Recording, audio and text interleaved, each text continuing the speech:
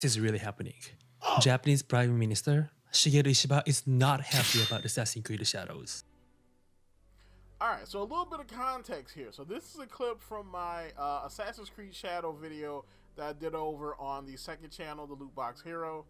You can check out the whole video over there.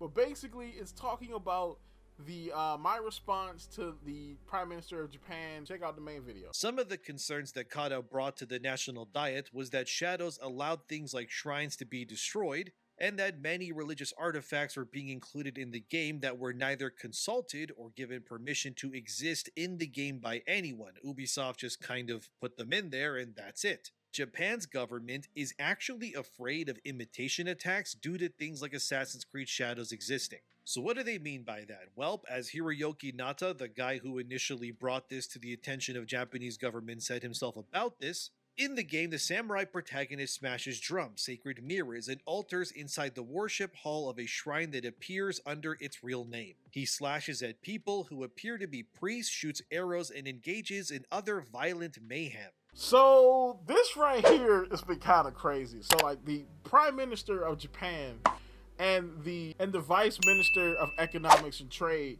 mentioned this game in the Japanese Diet, which is the Japanese Congress. And they were basically saying that, oh, well, they believe that because you can damage shrines and kill people in the game, that, you know, this will encourage people to disrespect Japanese culture and come to Japan and be delinquent streamers and whatnot, kind of like Johnny Somali. And I'm sitting here thinking, like, you know, I mean, that's possible. Like, I'll touch on the cultural stuff in a minute, but I've heard this whole, like, this video game could cause delinquent, violent behavior before. I've heard that somewhere else before. Appalled, and I say that as a father of 4 and a grandfather of 7.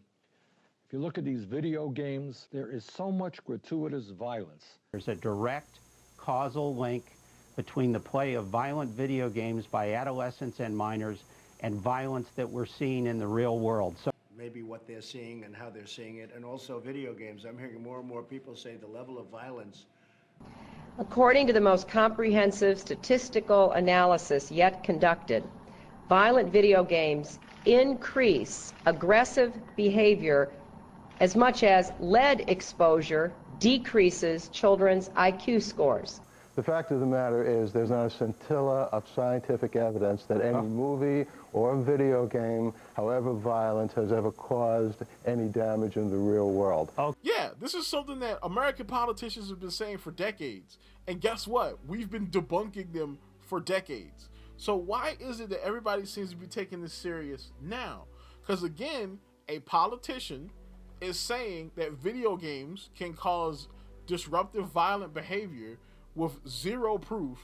And again, if we accept this narrative from him, then we have to look at all the narratives that Hillary Clinton or Donald Trump or anybody else have said about video games over the last decade.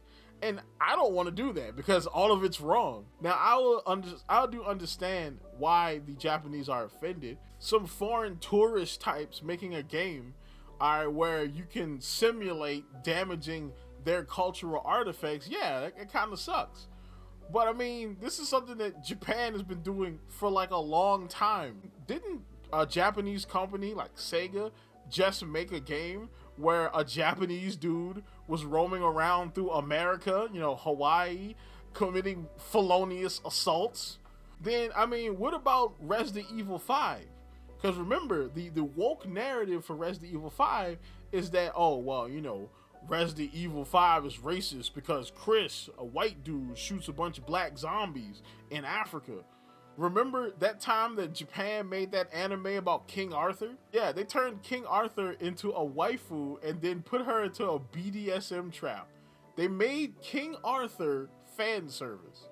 Is that not disrespectful to the British? Joan of Arc, a historical French hero of the 100 Years' War, and turned her into a rejected Hellsing extra. What about all those Final Fantasy games that allow you to essentially kill an analogy for God?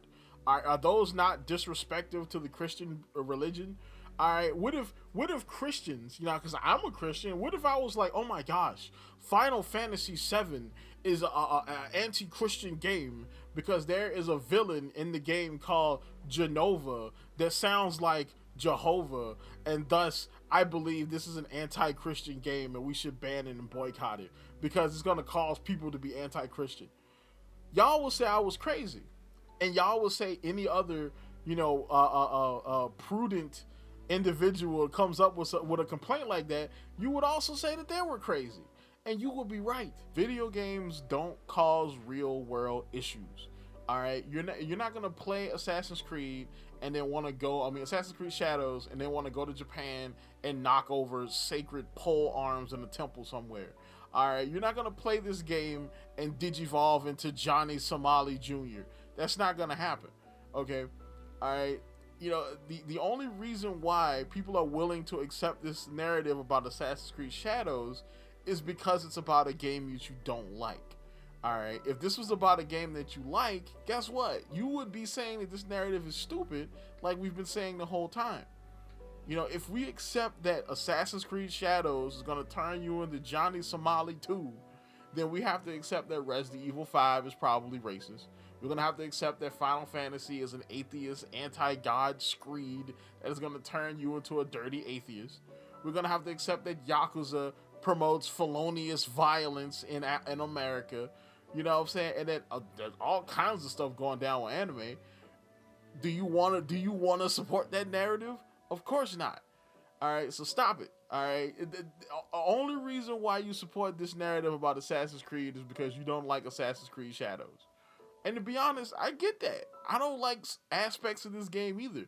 But I'm not going to sit here and say that, video games could cause real world issues because I don't like the Black Samurai game. I ain't doing that.